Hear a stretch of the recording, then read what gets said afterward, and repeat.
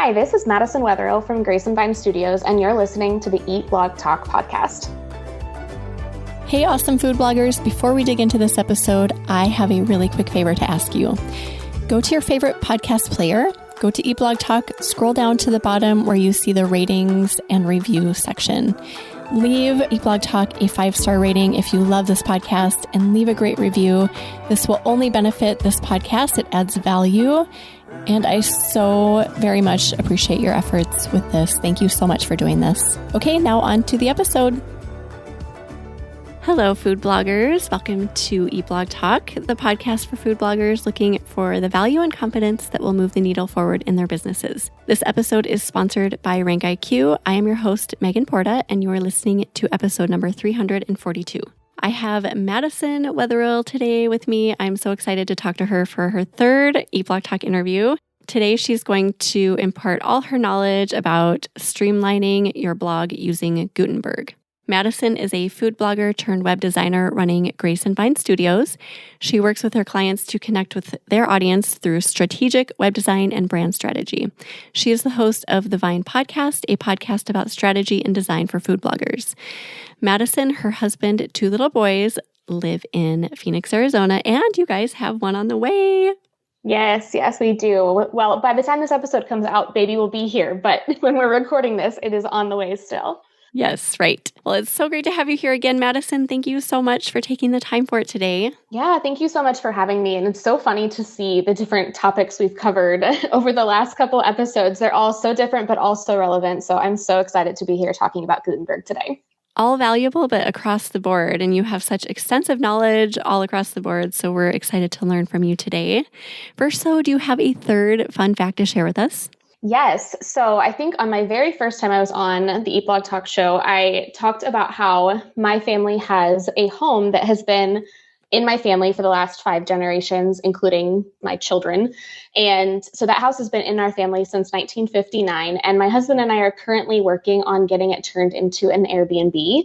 And so that's been kind of our new adventure. We bought a new house with the new baby coming and decided we didn't want to get rid of that house just because it means so much to our family. So that has been a very interesting and exciting learning process of just kind of starting a totally different type of business and furnishing a house from scratch and all the things. So that's been a really exciting journey. I love that. And my husband and I are actually interested in doing a venture very similar to that, not with a family home, but just like with property in general. So I may have to have a conversation with you about things you've learned and maybe tips you have and things like that. I'm sure you have many. Yeah, absolutely. It's like anything. There's only so much you can prepare for. And then there's so much that you don't expect and don't know. And you just have to learn along the way. But being a business owner, I'm kind of used to that, but it's still been very interesting just to learn as we go on. Okay, another conversation on that. I will definitely be reaching out. Yes. After baby's born and you're settled, I won't bother you before that. For sure. But Gutenberg, okay, I was just talking to you before recording about how some bloggers are like in it using Gutenberg and some are resistant because they might have a lot of content or for whatever else, it might just be scary. So I'm hoping to shed some light on Gutenberg today and maybe just make it more approachable for people to dig in and like know what they're doing. And for the longest time, I was like, Gutenberg, what is that? It's such a weird word. Right. So could you just give us an overview? Like, what is Gutenberg? And just kind of break it down for us. Yeah, absolutely. And I think you're exactly right that this is something that so many food bloggers are hesitant to do. And I can even remember when it first came out, digging my heels in myself and being like, no, we're not going to go and like switch all the things. But if we back up a couple of years, I'm probably going to get the actual year wrong, but I want to say it was 2018 or 2019 where WordPress came out with a huge update to their editor system called Gutenberg. It's also really commonly known as the block system or the block editor. They kind of go back and forth between Gutenberg and blocks, but essentially what it is instead of having one big section of content that has images and text and all the things that go into your blog post, the Gutenberg or the block editor breaks it into individual components so that your content is all individually customizable, whether it is one section that's a paragraph or a heading or an image. And so basically it takes your big, long blog post and turns it into those blocks that we know our content as. And why this is kind of a revolutionary thing in the WordPress world is that it becomes what is kind of known as a what you see is what you get editor. So in the past, the classic editor, you might change something on the back end and you have to go and like preview the blog post to be able to see what it changed on the front end. But with this new editor system, you can kind of see that as you go. So if you make something a bigger font or a different color, you're able to see that on the back end as you're working through your post content. And that is, just one of the small benefits of it. There's lots of other benefits that we'll get into, but that's essentially what the editor system is like now. And it is the standard for WordPress. I think it's in the beginning of 2023 that the classic editor plugin that a lot of people use won't even be supported anymore through WordPress. So you won't even be able to get updates for that. So it's super important to start now with kind of figuring out how you're going to transition over. Okay, I did not know that. So if you are running on Classic in 2023, you're going to, it's going to phase out eventually because no updates are going to be happening there. That's kind of scary, I think, if you are on Classic, right? It can be. It doesn't mean that you won't be able to use it, but what it does mean is that you may find it doesn't work as seamlessly as it used to, because even now, there's been many big updates to WordPress as kind of like a core framework since Gutenberg kind of became popular, and everything is moving in the direction of Gutenberg. And so kind of the longer you dig your heels in and don't switch over, the more difficult it might be down the road to be able to do that, or just the more issues you may have with your site in general if you don't move those things over, which blogging is already hard enough. We don't need to make things any harder on ourselves. Exactly. Okay, so let's make a case for moving over, and it actually simplifies a lot about the whole blogging process, I think. But can you talk about that? Like, what ways does this simplify? Yeah, so like we mentioned, Gutenberg really allows you to customize different pieces and sections of your content, which gives you a really wide range of options when it comes to making your content really stand out. And in the past, something that you would have had to do is you would have had to know coding a little bit, at least, to be able to change something like the font size for a specific paragraph or the color of a specific heading. If you were wanting to do something kind of on a micro level like that, not site-wide, then you would have to be able to do that with a little bit of, CSS or HTML code, which for a lot of food bloggers is just not their zone of genius and not where they want to spend their time. So with the Gutenberg editor, you're now able to customize individual sections and blocks of a blog post without having to have any coding knowledge, which has really just changed the game for how you are able to help your blog content be set apart, not only from other food bloggers, but just even as someone is reading through your blog post, having certain sections that pop out against the content so that people will actually see them and read them. And so to me, that's one of the biggest things that Gutenberg has really opened up. But apart from that, the thing that I like to teach, and I actually have an entire course about this where I teach people how to not only use Gutenberg, but also how to build what I call like a blog post outline. And essentially what that is it's a template that you use every single time that you sit down and write a blog post as a starting place for yourself to, sit down and write your content. Instead of feeling like you're just sitting down, staring at a blank screen, not really sure where to start, you create a framework for yourself so that every time you sit down, you have a starting place where you're just kind of plugging and playing the information that you want to put in a blog post rather than feeling like you're starting from scratch every single time. I have created one of these outlines, and oh my goodness, it simplifies my process because, like you said, you go in, instead of looking at white, you already have headers that you need to change, obviously, and copy that needs to be changed, but there's already something there, so you already feel like you've made progress when you haven't even started. Yeah, absolutely. And to be honest, I think a lot of food bloggers are doing this by default. They have an outline or a kind of a rhythm that they follow with every blog post. They have certain sections that they use in most posts, but it's the difference between having to sit there and, add every single block or add every single section that you want versus having it just there for you to drag and drop images into or to, type in your headings, like you said. And it also helps you to remember if there's a specific section that maybe you forgot that you wanted to include substitutions, for example, but it's right there in front of you. So you're like, oh yeah, what substitutions could I mention for this recipe? So there's so many benefits to it, but one, it's just going to simplify your process and take some of the brain work out of it. And then two, it's also going to help make sure that every time you're including those sections of content that are really important to make your blog post, the best that it possibly can be. Can you talk about reusable blocks? I've started getting into this a little bit, and they are fantastic as well. So just talk about what those are and how we can use those. Totally. I love reusable blocks so much. It is one of my favorite things to work with clients on when we are designing a website for people to figure out what is a reusable block that makes sense for people.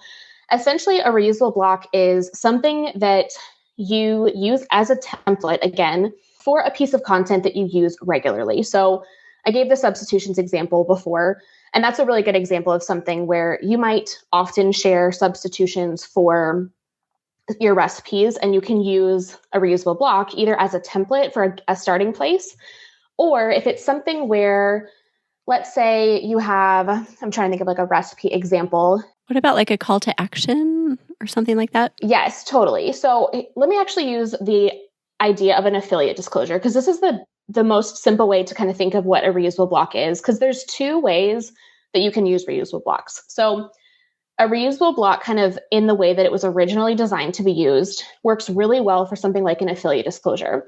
Some of you guys might remember years ago when Amazon changed their affiliate disclosure requirements, and everybody had to go back through all of their blog posts and change the affiliate disclosure that they had copied and pasted in there manually. If you had used a reusable block for that, you would have been able to change it in one place, and across every single blog post, it would have changed that reusable block content to be the same. So that's kind of the default of what reusable blocks are built for and how they're kind of intended to be used. But what I see a lot of food bloggers doing, which I totally support and I love this, is taking a reusable block and then converting it to a regular block so that you can use it as a template and a framework, whether that's for design purposes, you have it styled a certain way, or it's just placeholder content that you go in and customize for each recipe. Do those two examples make sense? Yes, totally. So I love the affiliate. I don't think I use a reusable block for affiliate information, but that's a great idea. Call to action. I know I have one above my recipe card, hey, if you liked this recipe, come back and give it 5 stars and leave a comment or something like that. But what are other ways that food bloggers could use reusable blocks? So you mentioned the call to action, and that's another one of my favorite ones. I love for people to use that either as a call to action, like you said, to review the recipe. Maybe it's you want them to go check out your recipe index and see what other content you have there. It could be something like check out another blog post. So if you have kind of a cornerstone piece of content or kind of a central idea piece of content that you have on your site, you could create a call to action block for people to go check that out, as long as it makes sense in reference to the recipe that you're sharing. So that's a really great way to use another version of reusable blocks. You can also use it for things like your pro tips. So this is one of those examples where I love to see this be really branded to a client and kind of what someone's niche is. So if your niche is gluten-free recipes, maybe you have a pro tip about how to double check that the ingredients in the recipe are gluten-free or something like that. I'm trying to think of an example with Pip and Ebby for you, Megan. But it's really great when this pro tip can be really tied into your brand messaging and what your brand is, because it kind of solidifies for your readers what your site is all about. And then again, you're going to have this styled in a way where it pops out against the content. And so it's kind of doing two things at once, where it's educating your reader about this is what my blog is all about. It's also providing helpful content, but you're designing it in a way where it easily can be seen in all of the other content that you have on your blog post. You explained that really well. That's great. I didn't think about the pro tip thing, but that would be a great way to use it as well. Do you have certain blocks? Okay, so for somebody who is listening who might not use this, I was just thinking about explaining that there are different types of blocks, right? So there's copy and photo and... Yeah, so there's a ton that are sort of built into the basic WordPress setup. And essentially what you're thinking about is every little section of your blog post is its own block. So you mentioned the copy, which is called the paragraph block. You have headings, which are another block. You have images, videos. You can also use things like columns, which I really like for if you have, or even galleries. So if you're using like multiple, step-by-step images to show the process photos of a recipe, you can use either a gallery or the columns block to kind of put those in a column instead of them being like, full width images, which is really nice because that, you used to have to go and like create something in Canva and upload it. Whereas now you can just use that style of block to upload a bunch of images and, style them in a certain way. There is also a really cool one that we use a lot that is called media and text. And what that does is essentially it puts an image off to the left or the right with the text, not so much wrapped around it, but kind of to the right side of the image. So again, it provides that like column situation where you have an image and text, but it makes it really easy, especially when you think about how all of that stuff has to convert from desktop to mobile. Using a block for that versus just trying to like figure out how to code it yourself is so much easier because it's built into WordPress how that is going to adjust for mobile. Also, you can customize colors really easily. So you can have like one block, maybe it's your call to action block for your recipe card, and you can make it hot pink if you want, and nothing else turns hot pink. So you can like really go through and make things stand out with colors or fonts. So I love that part of it. Yeah, absolutely. And this is such a great opportunity to train your audience on where to find this stuff. And that's why I say like figuring out what makes sense for your brand and making sure to use that often is really important. So we have a client who she always talks on her stories about how she has her substitutions in a green block. And she says it over and over and over again on her stories. But it's because she's using the exact same style of block every time. So her readers are starting to know that's where I need to look. So that's a great way to get people to like pay attention is by changing the background color, because we're so used to seeing paragraph, image, heading, paragraph, image, heading, and it all kind of looks the same. And if you think about it, what is the one thing that, your readers want to find when they get to your site? It's your recipe card. And they typically know that it's your recipe card because it has a different background color. So if you use that same philosophy and then make the important content in your blog post stand out with a background color, they're going to be more likely to see that as they scroll, or even if they use the jump to recipe button, they're going to see that as they jump.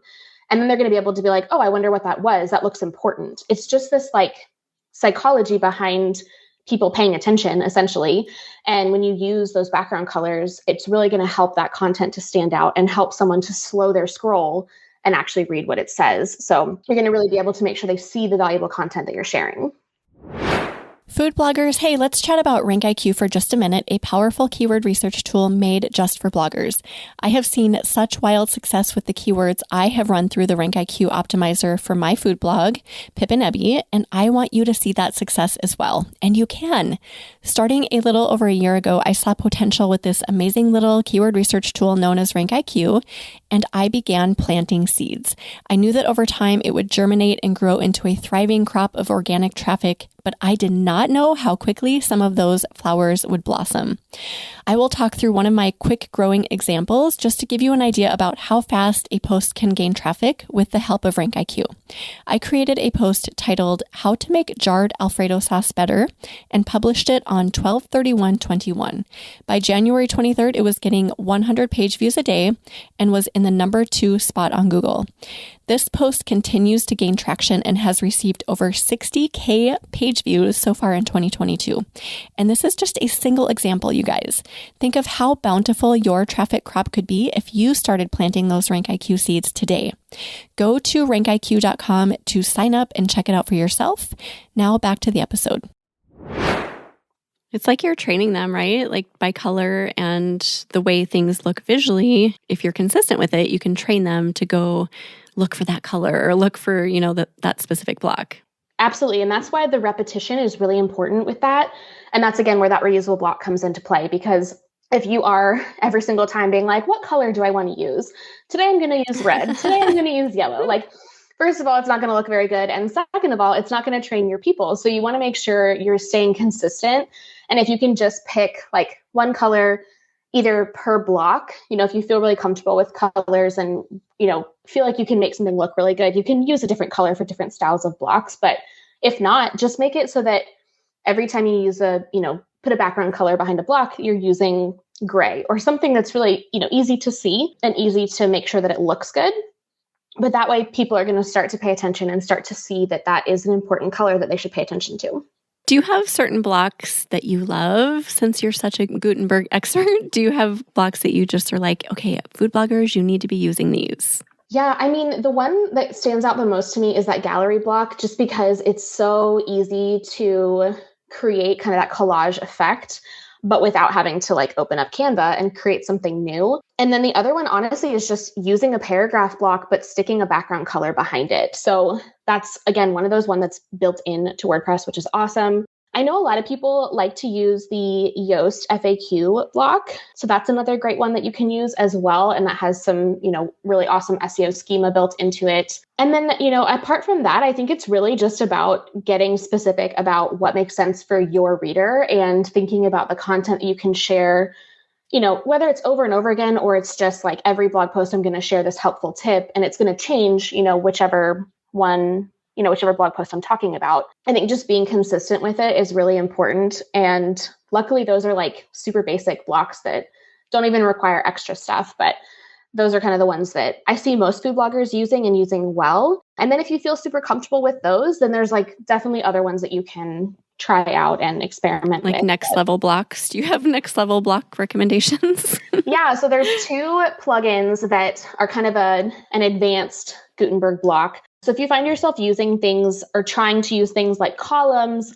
or wanting to use some different like media types of blocks, then I would recommend looking into either Reusable Blocks Extended or Cadence blocks, which even if you're not using Cadence as like your theme, you can still use Cadence blocks for Gutenberg. It's separate from the theme itself, but they have kind of some more advanced and like extended blocks that are fun to play around with. But I think the first thing is just to make sure like you are moving in the process of, starting to use Gutenberg. And I find that it's actually more helpful to start with an older blog post that's already done rather than a brand new one, because as you're trying to like get used to the system, writing a brand new blog post, it's already taking a lot of brain power from you versus like converting an old blog post. The content is most likely going to be like 90% of the way there. You might have some tweaks to make, and then you can kind of get into some of the advanced stuff once you feel comfortable and once you love Gutenberg as much as some of us do. Okay, can you talk about that? So if you are a blogger who has maybe a lot of older content and you're hesitant just because it's a change, it's something different, it's unfamiliar, all of those fearful things can pop up. I totally get it. How easy is it to change over to Gutenberg? And is it something you have to do on a post by post basis? Can you do it all at one time? How does that work? Yeah, so I wish that the answer was that you could do it on a, grand scale for all of your blog posts. So the answer is no, you can't do it for like all of your blog posts all in one button. But I actually think that's a good thing because it gives you the opportunity to go back through every post and just kind of give it a once over. In terms of how easy it is really simple to convert over from a regular, like a classic editor blog post to a Gutenberg blog post. Essentially what it does, if you're still using Classic, you most likely have the Classic Editor plugin, and there's some settings in there that will allow you to start converting things over to Gutenberg. So you kind of have to find those settings and like open up that option for yourself. But once you do that, if you go into an old blog post that's in the Classic Editor, it will open in the block system, but all of your content will live in one block that's called a Classic block. And you'll have a button that just says convert to blocks. And then what it's going to do is it's going to take that one big giant block that you have, and it's going to break it up into paragraphs, headings, images, your recipe card, all of that stuff. And so that's the process that you have to go through for every blog post. And what most people do is they just do that as they go. And, if you're editing an old blog post, just go ahead and convert it over, look it over to make sure everything converts correctly. And then once you start feeling comfortable with Gutenberg in general, then you can start writing your new blog posts in that editor. And kind of doing those two things alongside of each other, you're going to learn it pretty quickly and be able to, get comfortable with writing your new blog posts in that system as well. I was just talking to a blogger friend this morning, and she was super hesitant because she started doing this and had problems. And I don't know exactly what her issues were, but she said it like messed everything up on her site, and she was just scared now. And now she was thinking that she would hold off until after Q4 because she didn't want to mess with things. Do you have encouragement or advice for her? You might not know because we don't know exactly what her problems were, but I don't know, like, can it improve your page speed or something to encourage her to at least experiment with it? Yeah, so my first initial thought is that it's probably not the blog post. It's probably something within her theme or a plugin that isn't playing nicely with the Gutenberg update. So that would be my first thought. If she's using a theme that is, up to date and works well with Gutenberg and is like known to do that, like the feast themes, for example, all work super well with Gutenberg, then there may be something else that's going on. Like I said, it could be a plugin. So in her case, I would say trying it out on a staging site would actually probably be the best thing, at least so she can figure out like if it's a specific plugin. And what you can do is just like slowly go through your plugins and deactivate them to figure out which one is broken.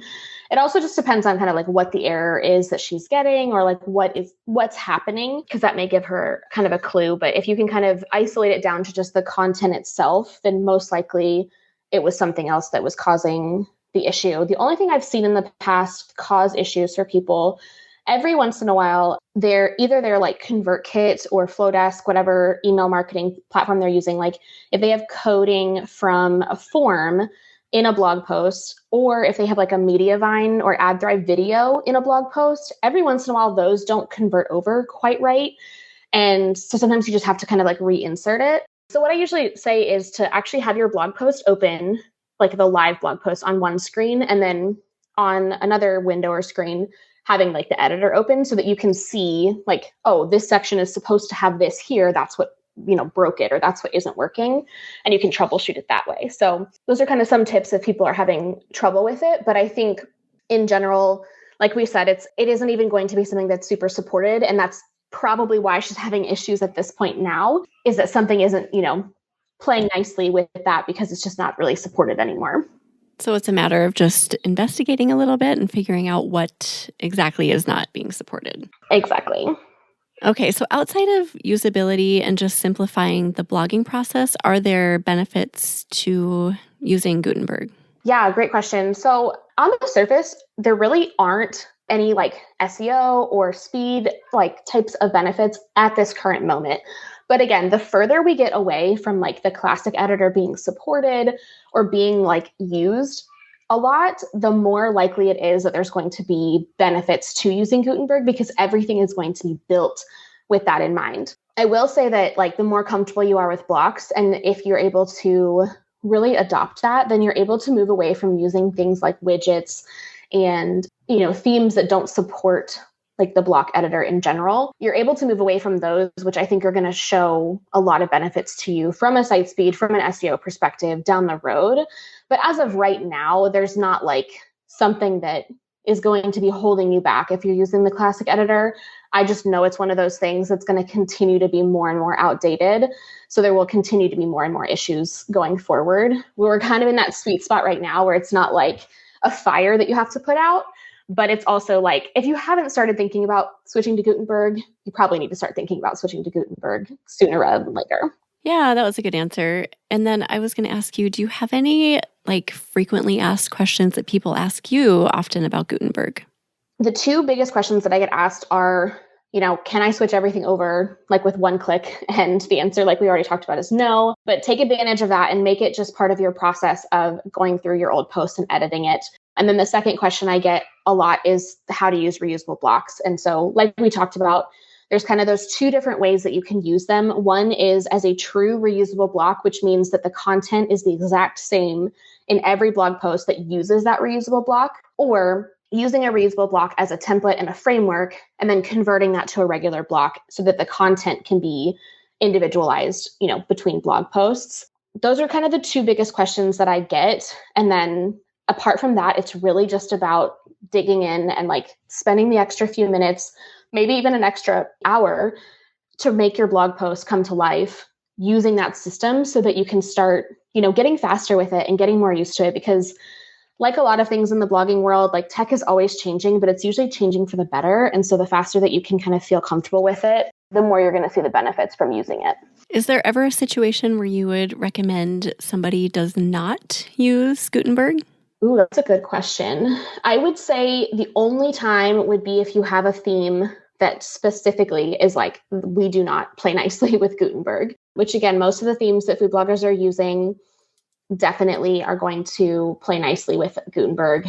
So I think unless you know that there's something wrong on your site that is going to not let you use it, then I would say, don't use it right away or figure out that. But that would be a bigger issue to me, is getting on a better theme than starting to, invest in learning Gutenberg. And I would say actually another frequently asked question I get is like, should I invest into learning Gutenberg or should I invest into learning like SEO or something? And I know it's like hard to even put those two things in the same bucket, but you have to think about like learning Gutenberg is going to benefit your process as a blogger. It's going to make your job of writing blog posts easier, especially if you're able to like really master the, system of Gutenberg and then use it to your advantage to build something out like a blog post template. And if you're able to do that, you're going to have more brain power to be able to go and learn SEO. So I don't usually try to say like, oh yeah, you should definitely learn Gutenberg over, something else that's going to drive more traffic. But at the end of the day, Gutenberg can really simplify your blogging process. And I think that is something that all bloggers could use to have a little bit more brain space for, some of the heavier hitters that we have to learn as food bloggers. You just sold it so well. I feel like everyone was probably like, sold. Thank you, Madison. Do you have a list of maybe just a handful of themes that work really well with Gutenberg that play nicely with it? Sure. So like I mentioned, all of the feast themes for sure. I mean, they've really moved in the direction of not even really using a lot of the kind of classic setup from WordPress. So like they don't really use widgets for things. They're really moving in the direction of fully using blocks for everything. So the feast theme and the feast plugin is set up really well for that. I know that the Restored 316 themes that are all built on Cadence all use blocks as well. Trellis, as far as I know, it definitely would work well from a blog post perspective. I'm not sure how they have their homepage and things like that built out. I don't think it's with blocks, but I could be wrong about that. So those are kind of the three main hitters if you're going to be using a pre-made theme. If it's something else, I would just really look for in the description of the theme itself, are they talking about blocks? Are they talking about how it's compatible with the Gutenberg editor? Really look at those things to make sure that it's compatible. Because like I said, I would much rather you have a theme that is going to be able to work with you over the next couple of years, rather than feeling like you're stuck with an old theme and you can't use the latest technology that other food bloggers are using and kind of get behind in that way. Yeah. Is there anything we missed that you feel like would be really helpful to impart? I don't think so. I guess I would say, just as an encouragement, investing a few hours of time into Gutenberg and learning it is going to make your process so much easier. And if you can do that, then you're going to have much more time and brain capacity to do other things. I think it's going to make your content stronger in general, because you're going to have that framework to help you remember these are the things that are important to mention in my blog post. And if you are feeling stuck on how to switch over, what are these settings that I need to figure out, what block should I use, then I would really recommend checking out my course, which is called Simplify with Gutenberg. It's kind of a 2-step process. We teach you how to convert everything over to Gutenberg and then how to build out that blog post template for yourself, so that every time you sit down to write a blog post, you're staring at a template that makes your life easier, not a blank white screen of death.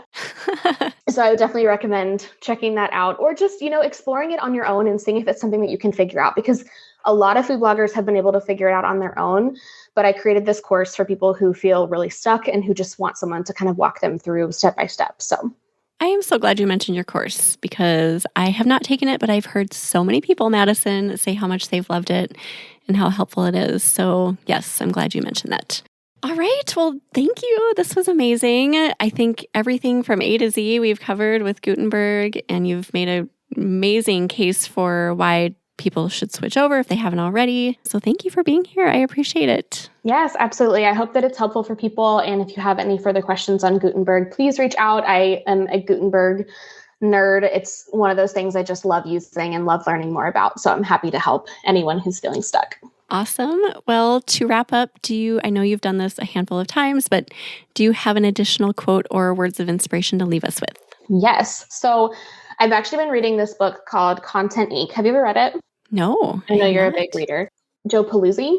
So the book Content Inc., it's essentially about creating a product based on an audience that you've already built. So a lot of the times people go and they create a product and then they find the audience to like fit into the product. But this is kind of the backwards way of doing that, where you build the audience first and then you create the product or the service or whatever it is.